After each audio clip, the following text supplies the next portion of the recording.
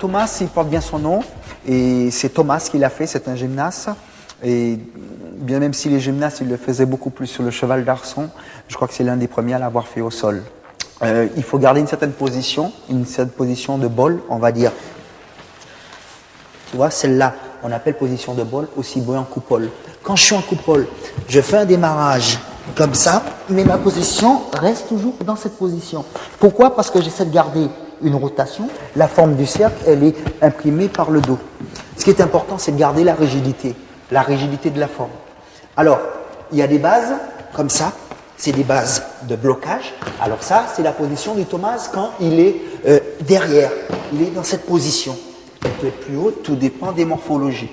Alors, pour le Thomas, il y a plusieurs départs. Je vais prendre le départ le plus simple. Donc, le plus simple, c'est d'abord, toujours dans le top rock, puisqu'on est des danseurs top rock, on garde l'axe pour bien bloquer le mouvement et bloquer le corps.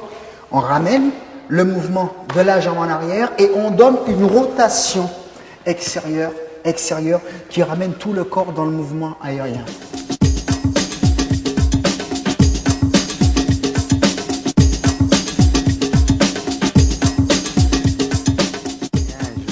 Alors, de Thomas, on va refaire encore un principe avec Redouane. Vas-y Redouane, fais-nous voir ton premier appel de pied. Premier appel de pied. 1, deuxième appel de pied. Là, alors vous avez vu, 1, 2, ce mouvement va partir en rotation derrière. Tout en partant en rotation, la main transfère avec l'opposé et il va donner un appel sur cette jambe.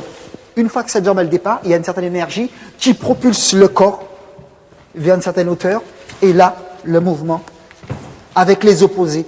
Alors, quand Redouane est dans cette position, quand il est dans les opposés, non seulement la tête pour donne un effet pour rentrer, donc il tire sur le dos, et là, avec le talon, il donne le revers.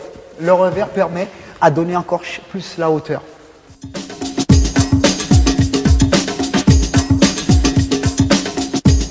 Karim, beaucoup plus que Redouane, il se sert du mouvement et de la force qui est donnée par l'impulsion du bassin. Et de ce fait-là, comme il travaille beaucoup plus sur un équilibre de masse comme ça, la stature de Karim est beaucoup plus massique que celle de Redouane, qui est plus sur un système de muscles, de force. Ça ne veut pas dire qu'il y a une différence de puissance entre les deux, mais c'est organisé différemment. Eh bien, on voit bien que Karim, quand il lance les jambes, c'est toujours le bassin qui conduit. Et on verra après chez Redouane que c'est autre part. Bon, tu veux l'essayer une fois, Karim? Voilà. Et, hop, et on voit bien la vrille du bassin. Le bassin, chaque fois avec la jambe, on voit bien le ciseau qui se fait comme ça et le bassin qui vient. En revanche, maintenant, si on va, Redouane, si tu peux le faire, tu le prépares de la même façon. Et alors, ce que je voudrais qu'on regarde bien chez Redouane, c'est quand il part, l'importance qu'il donne au haut du corps, qui vient chaque fois, il vient dépasser l'appui des mains. Et lui, il est sur un équilibre. Et du coup, il tourne moins avec le bassin, mais beaucoup plus avec une vrille entre le buste et les jambes.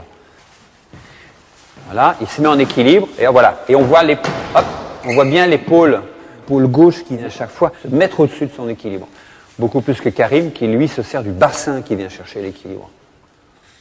Au même mouvement, l'impulse est donné par le dessus du corps et par le bas du corps chez Karim. Et les deux sont justes.